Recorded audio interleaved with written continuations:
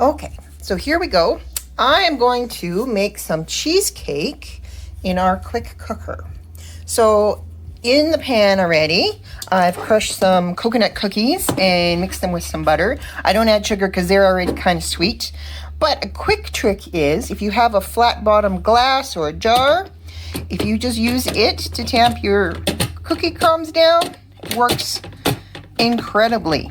They're nice and flat.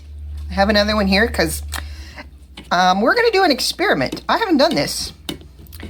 So we are going to try it out. I have the recipe for cheesecake for the quick cooker. Okay, I'm not going to use strawberries. I'm allergic. We're going to use some Saskatoons, but that's beside the point. I have my little springform pan that comes with the quick cooker, and I have the holding rack that goes on it. And inside the quick cooker, if you can see, there's a rack that it sits on, and there's 1 cup of water in the bottom. Okay, so into my cookies, I'm going to add my cream cheese mixture. So in here we have some cream cheese, a little bit of cornstarch, some vanilla, some eggs. I was going to say 2 eggs, but I doubled it, so we got 4 eggs, and a cup of sugar. And that's all that's in there. So just your basic cheesecake batter. So I'm going to pour some into each pan. There should be just enough. So I'm going to, how am I going to do this? Can I turn the camera around? I cannot. I'm going to pause you. Okay, so we are back. Let me see. I have a little kickstand on my...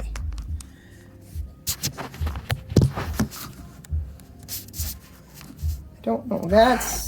Well, that might not be too bad. Okay, so I have my cream cheese mixture, and I have my pans. So I'm going to put some in this one. I'm just eyeballing this. I don't have a clue how full they should be. Just got to mix this up a little bit. There's a little bit of cream cheese stuck on the bottom of my bowl that I didn't get. All right, the other half goes in this one. And this pan looks small, but it's actually quite a bit bigger than the other one because it's taller.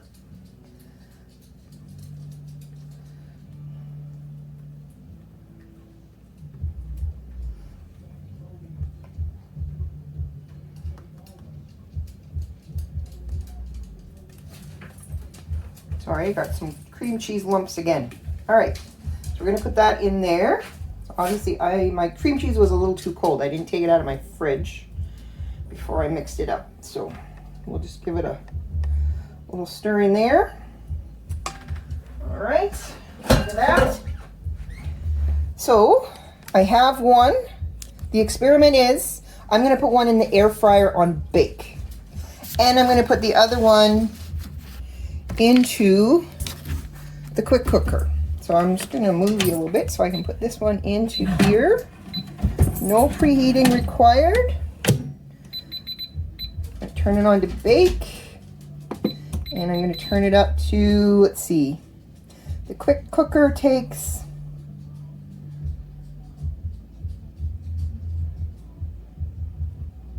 I got to read. Oh, I got to put it on dessert. So I have no idea how long it takes. So let's try, it's not a very thick cheesecake, that one. So let's try 30 minutes. We can always turn it back on if it's not done. All right, so that is the one in the air fryer, which now you're going to have to hear over me. So now the one for the quick cooker. So we put it in there. Right?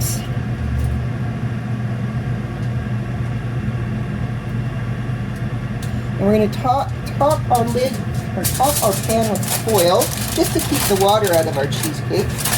Now, I always do this wrong. You need to put the tin foil on first, and then put it in there. I always try and do it the other way. And I never remember.